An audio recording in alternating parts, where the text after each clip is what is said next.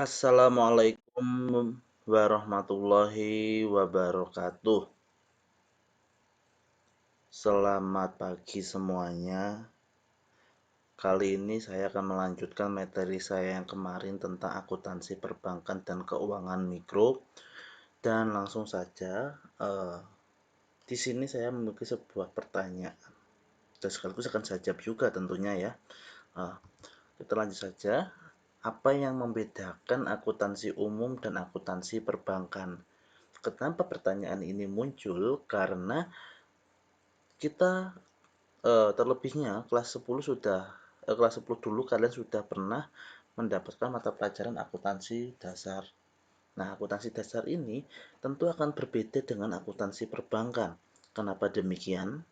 Nah, alasannya adalah jika dari sisi perbedaannya terdapat sebuah aplikasi atau penerapan sistem akuntansi umum pada bank tentu saja harus disesuaikan dengan ketentuan karakter kegiatan usaha bank tersebut.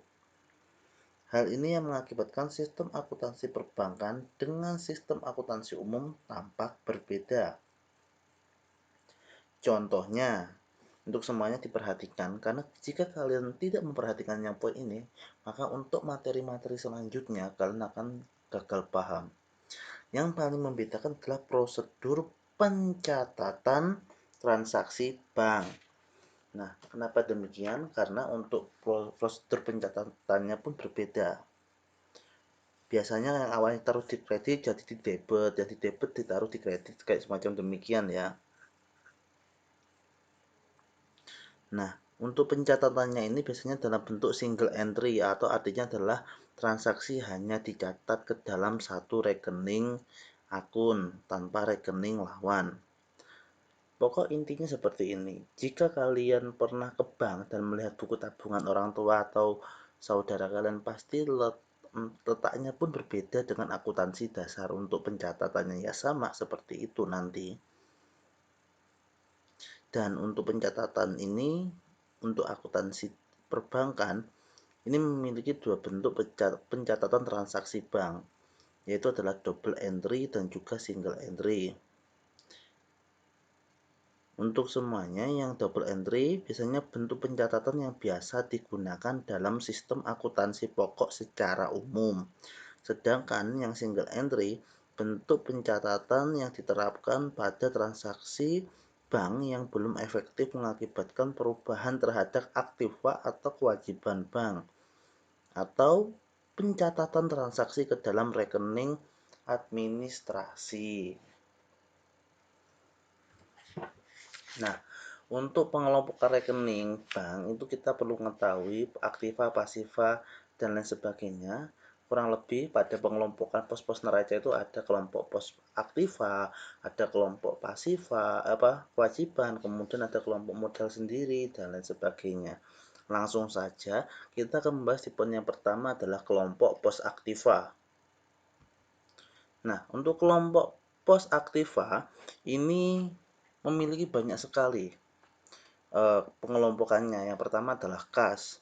Kas di sini adalah uang kartal yang ada pada bank yang bersangkutan berupa uang kertas atau logam, baik itu rupiah maupun valuta asing yang berlaku sebagai alat pembayaran yang sah. Nah, selanjutnya ada yang namanya giro. Giro pada Bank Indonesia. Giro Bank pada Indonesia ini adalah sebuah saldo rekening giro atau rekening koran bank yang bersangkutan di Bank Indonesia, baik itu dalam rupiah maupun dalam valuta asing. Selanjutnya ada yang namanya giro pada bank lain. Giro bank pada bank lain ini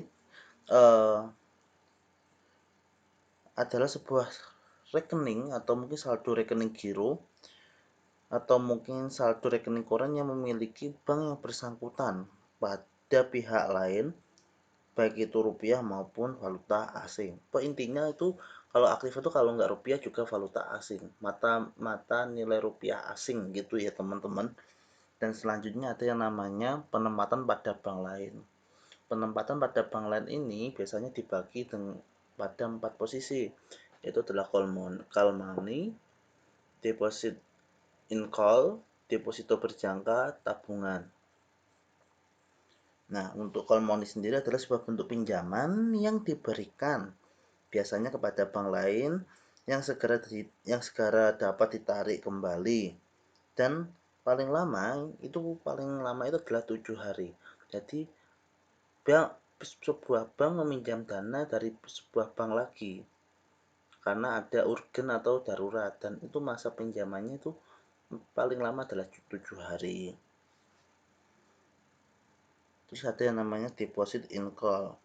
Deposit ini deposit on call, bukan in call ya. Pakai O. Deposit on call adalah sebuah bentuk simpanan tetap di bank lain selama bank deposan penyimpan tidak membutuhkan deposit. Kemudian ada deposito berjangka, ada yang namanya tabungan.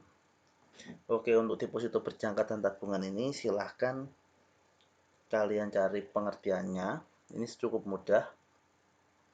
Kemudian lanjut ke pos aktiva, ada yang namanya surat berharga, itu ada yang namanya surat berharga pasar uang, surat berharga pasar modal, kredit yang diberikan, kredit investasi, dan lain sebagainya.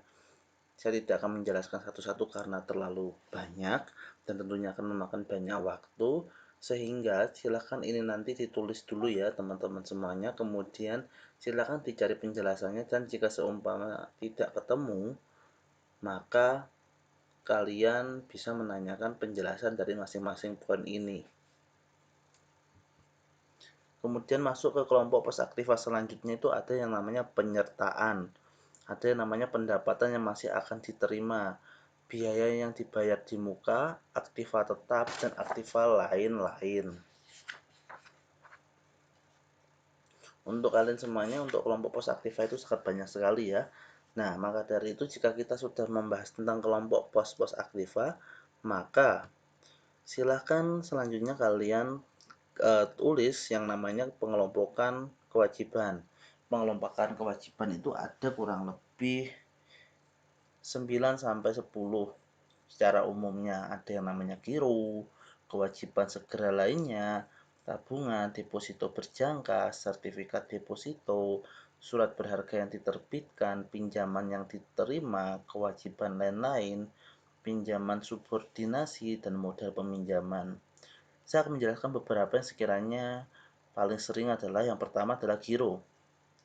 Giro merupakan sebuah pos simpanan pihak lain yang dapat ditarik atau diambil setiap saat dengan menggunakan cek dan surat perintah pembayaran lainnya. Jadi giro itu semacam cek ya teman-teman. Uangnya itu bisa diambil sewaktu-waktu hanya menggunakan kertas 1 lembar. Untuk tabungan tidak usah saya jelaskan, kalian mungkin sudah paham. Dan selanjutnya adalah yang namanya sertifikat deposito. Sertifikat deposito merupakan tempat untuk yang namanya mencatat simpanan berjangka pihak lain yang diperoleh bank dengan cara menerbitkan sertifikat deposito yang dapat diperdagangkan. Jadi sertifikat deposito ini bisa diperdagangkan dan tentunya bisa diterbitkan sendiri dan diserahkan atau di ahli wariskan atau mungkin dibeli oleh pihak lain, semacam demikian ya teman-teman. Terus ada lagi yang namanya kelompok modal sendiri, itu ada dua, yaitu adalah modal saham dan saldo laba-laba. Maksud saya modal saham dan saldo laba. Nah, untuk modal saham itu dibagi juga menjadi 3, yaitu adalah modal saham biasa, modal saham preferen, dan tambahan modal. Sedangkan saldo laba, cadangan tujuan, cadangan umum, saldo laba yang belum dicadangkan. Selesai. Nah, untuk tugasnya saya tidak akan memberi tugas banyak.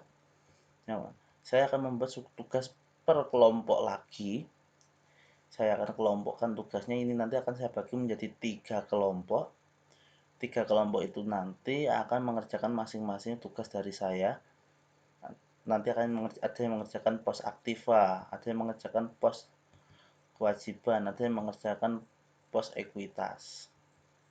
Nah, untuk pos aktiva sendiri tadi sudah saya bantu untuk menjelaskan beberapa poin, sisanya bisa langsung dilanjutkan sendiri untuk penjelasannya ya. Dan untuk semuanya, saya tidak akan mewajibkan kalian untuk menulis ini, tapi saya sangat menyarankan kalian untuk kelas 11 dan kelas 12 untuk menulis yang namanya kelompok pos aktiva, kewajiban, dan juga ekuitas. Karena ini sangatlah penting sekali. Tolong ini nanti ditulis di buku kalian, ini mulai 1, 2, 3, 4. Tolong ditulis sebagai pengingat, mengingat kita belum boleh tatap muka, otomatis kalian harus memiliki catatan terkait pengelompokan kelasnya. Jadi ini tolong ditulis di buku kalian. Jika sewaktu-waktu saya minta dan difotokan, harus difoto. Tapi saya tidak mewajibkan ini sebagai PR. Saya hanya minta ini untuk disalin di buku tulis kalian. Jadi jika sewaktu-waktu saya minta, jadi harus segera dikirim dan difotokan. Mungkin itu saja dari saya. Untuk tugasnya silahkan nanti ketua kelas atau perwakilan menjabri saya. Untuk tim atau kelompoknya nanti akan saya bagi. Baik, itu saja materi saya kali ini. Sekian, wassalamualaikum warahmatullahi wabarakatuh.